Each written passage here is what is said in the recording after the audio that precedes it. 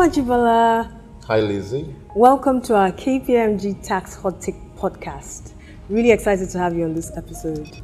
So today, the focus of our tax podcast is on the 2023 Finance Act and related executive orders that followed. So as we know, the Finance Act has been a very important topic in recent years, and global tax landscape has focused a lot on taxation. Nigeria is not left out of this, and one of the key things that Nigeria has sought to do is to ensure that the Finance Act continues to support the fiscal budget on an annual basis. So the 2023 Finance Act was signed into law on the 28th of May 2023, and subsequent executive orders were signed by President Bola Ahmed Tinubu. It'll be very interesting to get your take on the Finance Act 2023 and the subsequent executive orders. Thank you very much, Lizzie. That's a very important question.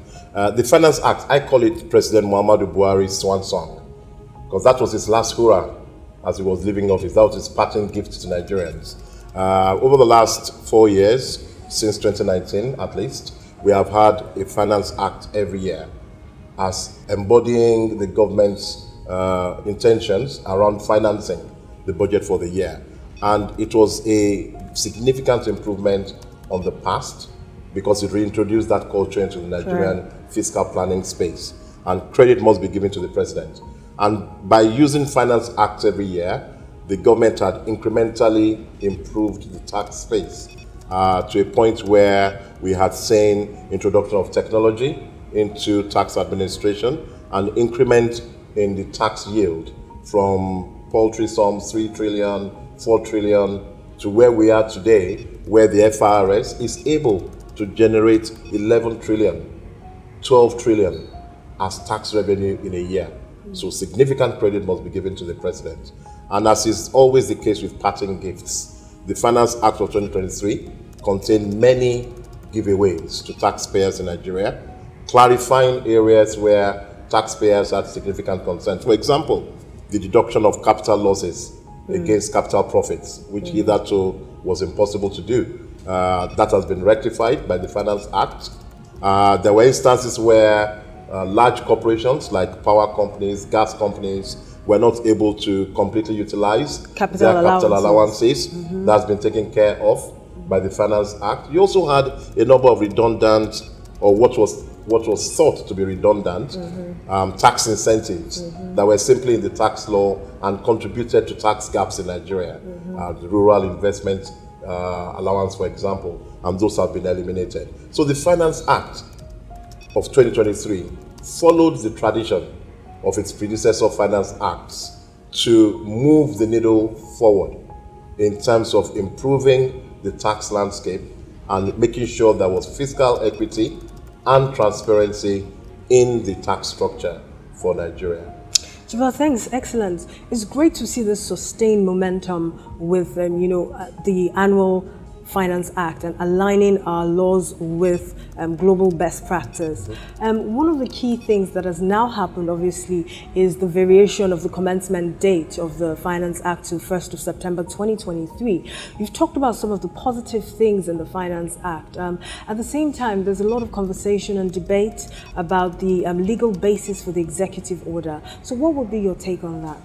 Well, the way I look at the executive orders is that it's a signal that's been given by President Bola Ahmed Tinubu that his administration is going to take tax very seriously. Correct. And it's a signal to the tax-paying public that they will engage with us fairly and robustly, because there had been, if you like, agitations in certain quarters around some of the special fiscal measures and around some of the content of the Finance Act that some organized private sector participants might not have liked very much. And by deferring the implementation of the Finance Act, and bear in mind that the president indicated that the Finance Act also did not provide adequate notice to taxpayers, 90 days notice. Yeah. That is so commendable. Yeah. That is the president saying, I am concerned about what's going on in this space. And credit must be given to the president for doing this. There's a little bit of concern, of course, around whether you can use an executive order to suspend implementation of a legislation. maybe the Minister of Justice, when he's appointed, can weigh in on that question. And if there's need to submit a bill to the National Assembly to make it effective, they can consider doing so. But at least the customs and excise tariff, the import adjustment, or the fiscal policy measures. Yes, those ones were done by ministerial, and in the case of the tariff on telecoms, by presidential order. Okay. So to the extent that those were done by presidential order or ministerial order, the president can legitimately suspend or defer them by executive order. So it's a mixed bag. There are elements of the executive order that may be challenged, and there are elements of it that are effective. And it's a very important issue because a number of taxpayers would have filed their tax returns as of 30th of June 2023 in compliance with the income tax legislation on the basis of the Finance Act of 2023 that was already effective. So suspending it in July does not necessarily correct the situation for those participants. And because it also consists of benefits for taxpayers, you suspend the good, the bad, and the ugly. Thanks, Jibola. Great. I mean, there are a lot of conversations and debates concerning the, executive order and the interpretation of the Finance Act, especially Section 30, where it talks about, assent by the president or order. But that's left to be seen, as you said. I think one key focus is just to say that the government is listening to the people, especially with the pace of which the Finance Act was enacted and released to the public. Same for the fiscal measures. So one important thing is how the government wants to strike that delicate balance between generating revenue and also allowing companies to thrive and grow in the midst of multiple taxation. Nigeria's tax to GDP ratio is a very important indicator of where Nigeria is with respect to tax, and it's grown. I mean, we used to have it traditionally at between 5.8 and 6% in 2019 to about 10.8 in 2021. But the question is, based on IMF reviews and World Bank encouragements, the question is, can Nigeria really sustain economic development and growth? One of the key matrices for measuring economic development and growth is this key factor. So what do you think? Well, like they say, taxation is the means by which government raises revenue to finance public works, public services, public infrastructure. And the higher your ability to generate taxes out of your economy, the better a government will be able to provide quality services and quality infrastructure to the people of the country. And you are right, the IMF does say, opposite, that Nigeria should be aiming towards 18 to 20% tax GDP ratio. I listened to Zak Adedeji, who is the President's Special Advisor on Revenue, indicate a couple of days ago that the government aimed to generate 30 trillion. They want to move the needle. 18%. They're trying to get Absolutely. To 18% in 3 years' time.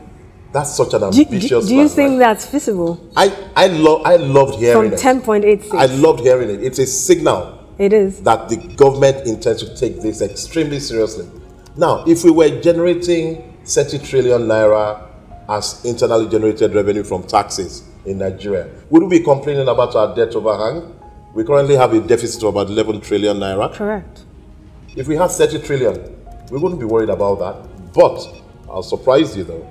If you looked at our GDP at about $492 billion as of last year, if you took 20% of that, we should be generating about 70 trillion naira.